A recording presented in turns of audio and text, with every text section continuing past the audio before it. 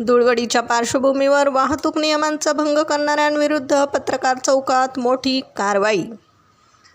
दिनांक 3 मार्च रोजी अहिल्यानगरमधील पत्रकार चौकात नाकाबंदी करण्यात आली. दरम्यान नियमभंग करणाऱ्या वाहन चालकांविरुद्ध मोटार वाहन कायद्यान्वये कारवाई करण्यात आली आहे.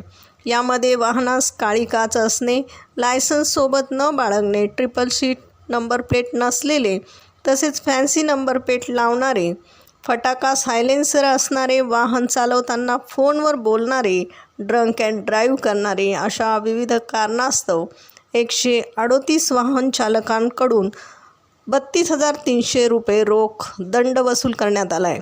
सदरची कारवाई पोलीस अधीक्षक सोमनाथ घारगे, अप्पर पोलीस अधीक्षक वैभव कलुबर्मे, दिलीप टिपरसे, बाबासाहेब बोरसे यांच्या मार्गदर्शनाखाली शमुएल गायकवाड, मनसूर सय्यद, आसिफ शेख, रामराव शिरसाट, संजय घोरपडे, खेडकर, विनायक कांबळे, अन्सार शेख आदींसह पथकाने केली आहे.